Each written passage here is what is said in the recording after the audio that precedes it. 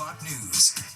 Eager New Yorkers breaking records at the polls. Early voting turnout surges. So, which candidates will get a boost from the momentum? And a monster storm makes its final approach. A slow-moving Category 5 hurricane set to ravage Jamaica, bringing with it life-threatening conditions. Welcome to the 10 o'clock news. I'm Steve Lacey. Natasha has the night off. Hurricane Melissa expected to be the strongest storm to ever make landfall on the island. The strength of this frightening storm already visible. Outer bands unleashing strong winds, killing 6 people thus far in Haiti and the Dominican Republic. New York City has the largest population of Jamaican Americans in the country, many of whom, of course, are worrying about their loved ones back home.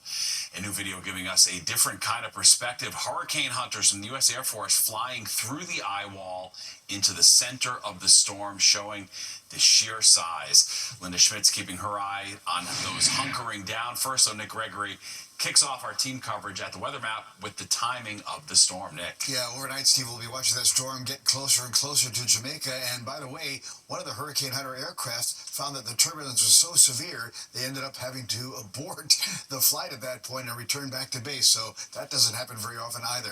It's Category 5 storm. Landfall, again, will be happening sometime tomorrow or later today. And again, it's the only Category 5 that's ever hit Jamaica. They get a hurricane about once every 9 to 10 years or so, but not of this intensity.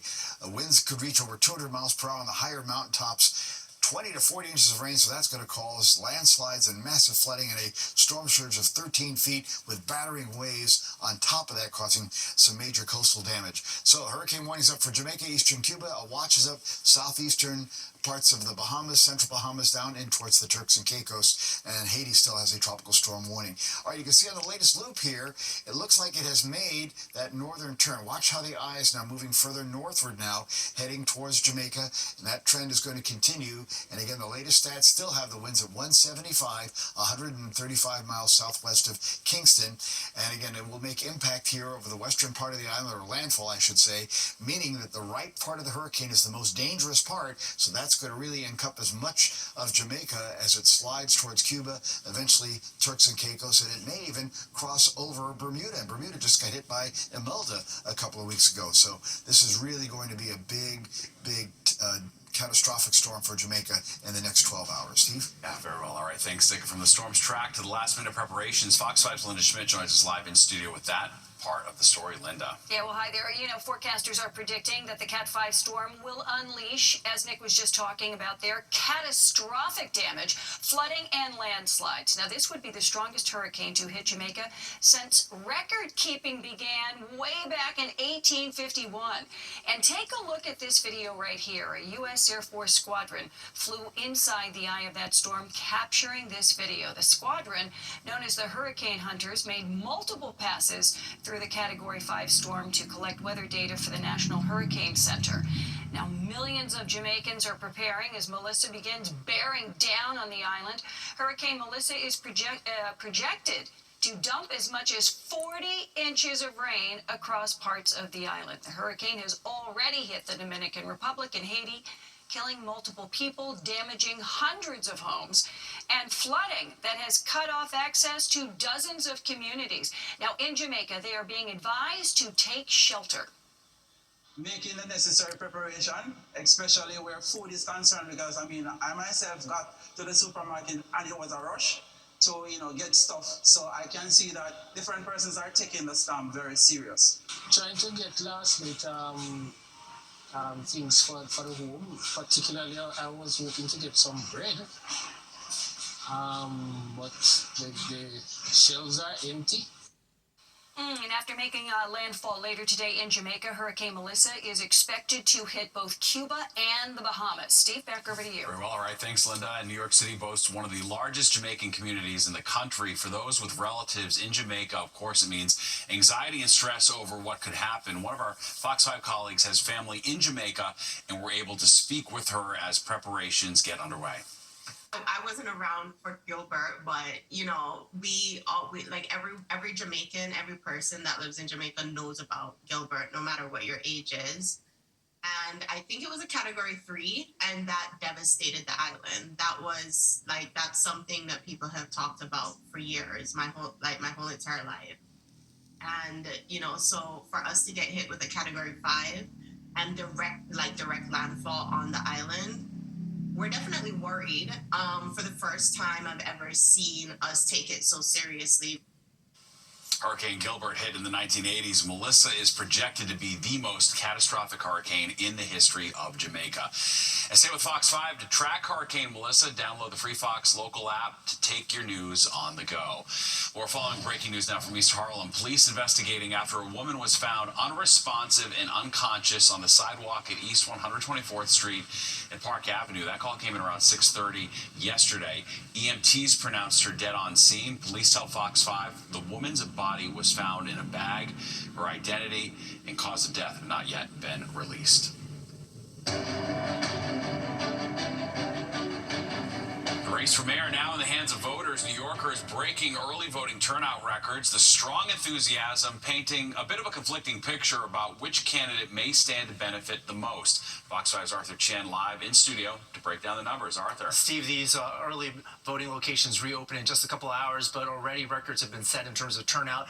In fact, 5 times as many early voters cast their ballots in the first couple of days compared with early voting in the last mayoral election in 2021. And with Monday in the books now, we're getting new numbers 3 days in. We've seen a surge of more than 223,000 early voters, which begets the question, what's driving this massive turnout and which candidate does that favor? Well, there are 2 theories. The answer to that may be in the ages of the early voters, the majority of which are 55 years and older so far. Some analysts say this is a sign of trouble for frontrunner Zohran Mamdani, who is extremely popular with younger voters, specifically the age group 25 to 34. But recent polls have shown the older the voter, the more former Governor Andrew Cuomo begins to close that gap, and the highest turnout so far has come in Manhattan, Brooklyn, and Queens, most notably on Manhattan's Upper West and Upper East sides. It is weakest in the Bronx and Staten Island so far, which leads political expert Micah Rasmussen to say it's actually good news for Mamdani. The areas where the most early votes are coming from, the 3 boroughs that the strongest vote are coming from, Brooklyn, Queens, Manhattan, would appear on the surface to benefit Mamdani. And you can say that with some confidence because in all the polling he's ahead. So the fact that the heaviest vote are coming out in the friendliest places for him probably bodes well for him. The boroughs with the least amount of voter participation so far are the areas where Cuomo's hoping to break through. So it doesn't bode as well for him. In the meantime, a new poll released last night says Mamdani's lead over Cuomo has been cut in half, but that it is still in double digits. The poll is conducted by Suffolk University. Of course, the reliability of polls is something that's come into question over the last 10 years, so we're going to be watching this very closely. Steve. 1 week to go. All right, thanks, Arthur. And as early voting continues, the candidates trying to sway the undecided. Zohran Mamdani greeting voters on the Upper East Side alongside State Senator Liz Krueger. You can see some voters stopping to ask for a picture. Mamdani's campaign sending an email to supporters urging them to help knock on doors and amplify his message on affordability. Andrew Cuomo campaigning at a senior center in Harlem yesterday afternoon. He continued pushing his experience. Cuomo also praised the number of early voters, saying that New Yorkers understand how important this election is and trust him to get the job done. After voting on the weekend on the Upper West Side, Curtis Sliwa held a news conference next to the 14th Street subway station where police recently rescued a dog from the tracks. He dismissed the possibility that former Governor David Paterson would endorse Andrew Cuomo before Election Day, calling it all noise. Sliwa's faced pressure, of course, from many to drop out and clear the way for Cuomo and Mamdani to face off head-to-head. Well, federal food help runs dry. Food banks describing it as a possible hunger catastrophe. How New York is stepping up to help fill the funding gap and asking voters for a loan. Why one New Jersey school district ended up with a nearly $20 million budget hole.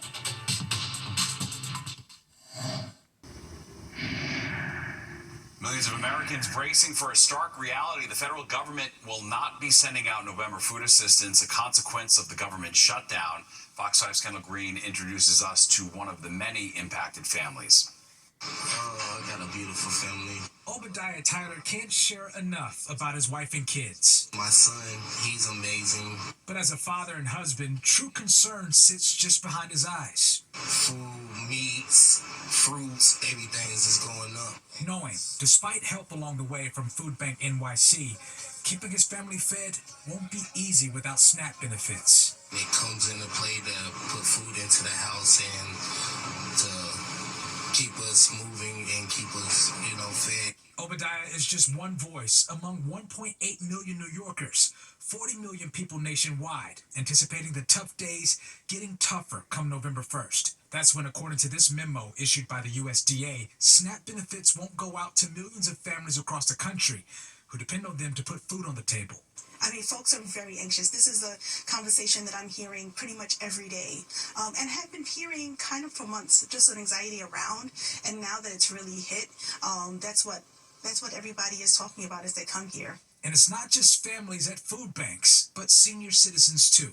They do not know where their meals will come from. Beth Shapiro, City Meals on Wheels CEO, says a lion's share of elders they serve are on a fixed income, bound to suffer as well. 65% are living on $15,000 a year or less. So cuts to their benefits, negating their access to food, could have devastating consequences, including death. While Governor Kathy Hochul announced the state's adding $30 million in an emergency fund for families cut off from federal SNAP benefits, you can't put a price tag on food insecurity.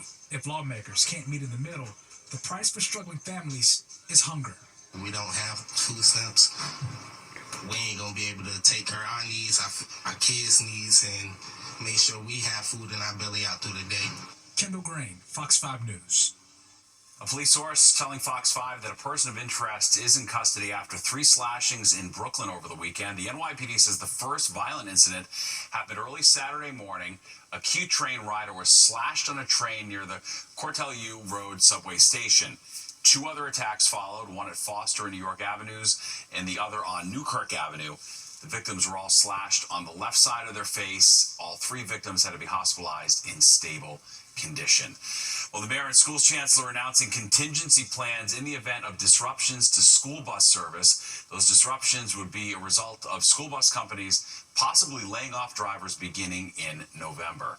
And to make sure bus service continues beyond October 31st, the city has sent emergency contract extensions to bus companies while it continues negotiations. All impacted families will be eligible for free Omni cards for students and caregivers. Some families will also be eligible for additional services like prepaid ride shares and reimbursement for transportation expenses. Well, people in Montclair, New Jersey facing a tough decision. They are set to vote on a tax increase to plug a nearly $20 million budget shortfall at the school district. Now, if the ballot measure doesn't pass, more than 100 teachers will lose their jobs. Fox 5's Duarte Geraldino explains how this happened. At a packed meeting, the Montclair School Board confirmed 103 employees, mostly non-tenured teachers and paraprofessionals, are losing their jobs or being reassigned. Notices went out this month, effective December 31st. It all caught teachers off guard. Cutting a district school budget in the middle of the year is much harder than cutting it in the beginning of the year because you're halfway through the year and half the money is spent. So there would really be draconian cuts if this went forward on January 1st. District officials say these cuts are the result of a $19.6 million shortfall.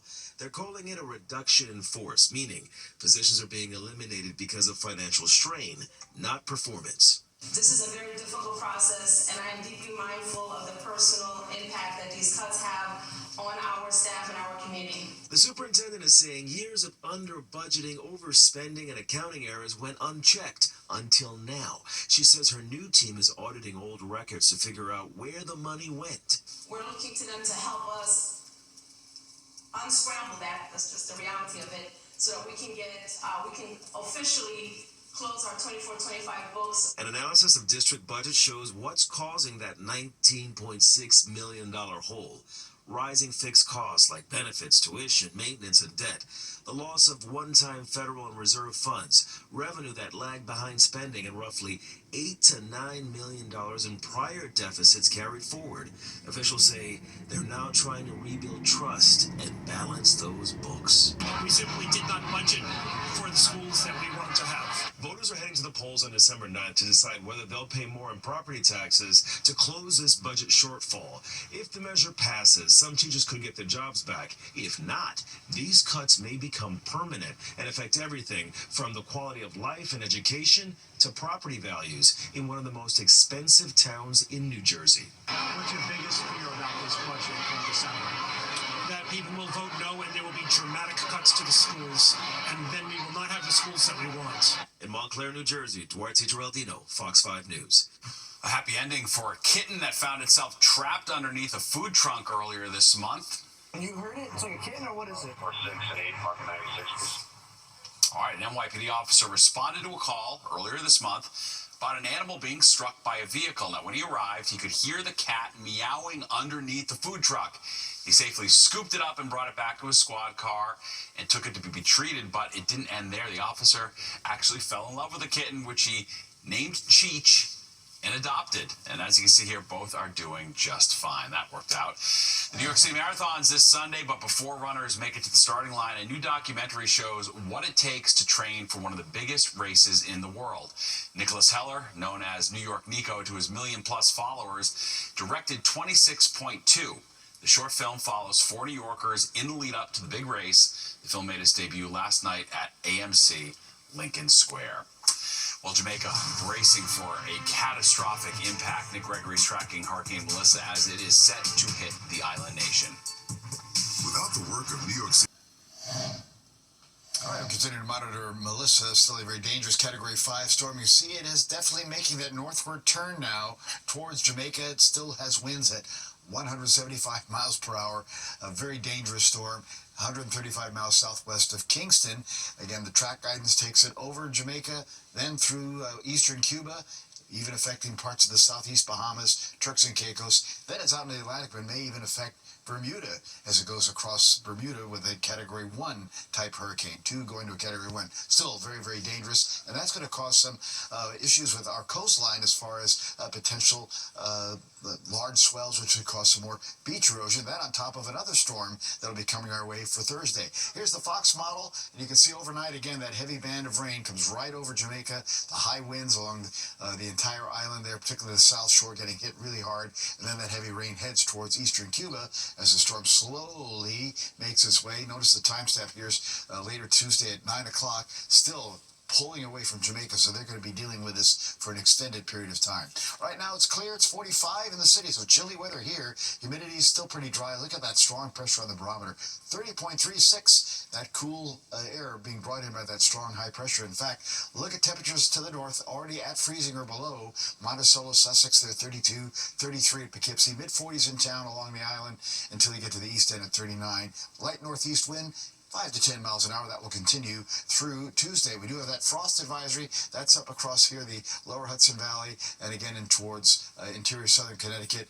That's going to go till 9 o'clock in the morning. Same thing down at the Jersey Shore. And notice again the freeze warning. That's up for Orange County and Putnam County as well. All right, highs to, well, these are all highs, current highs for the day because it's 3:30 in the morning. So with the highs we had yesterday were pretty much in the mid and upper 50s. So why don't we just go through these because it's really showing the current temperatures as the highs. But I can show you that satellite photograph is clear for now, but you are going to be watching again a storm center that's going to be coming in from the west. That storm center is not this one. That's going out to sea. It's this one, and that's going to produce some big problems here. I think by the time we get to Thursday, touch for some heavy rain, maybe a thunderstorm, and some heavy, some high wind conditions as well, and maybe even coastal flooding. Tomorrow, decent day, mid to upper 50s, just like today. We'll have sunshine most of the time. Clouds will start moving in for Wednesday. A couple of showers may come in later in the day, but notice the action really starts heading our way for Thursday.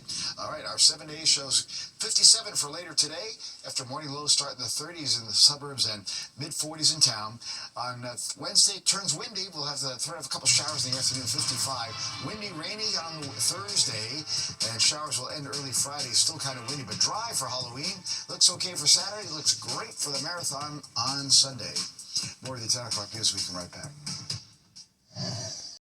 This year's Rockefeller Center Christmas tree coming from East Greenbush, New York, that's up by Albany. The 75-foot Norway spruce selected to be one of the most iconic symbols of the holiday season. It will be cut down November 6th and arrive at Rock Center 2 days later. The tree lighting, which includes 50,000 multicolored lights, though, does not happen until December 3rd. All right, that does it for us this morning at 3:36 a.m. If you missed any part of the 10 o'clock news, you can always catch an encore on our free streaming app, Fox Local, where you can stream our newscast anytime. Have a great rest of the day.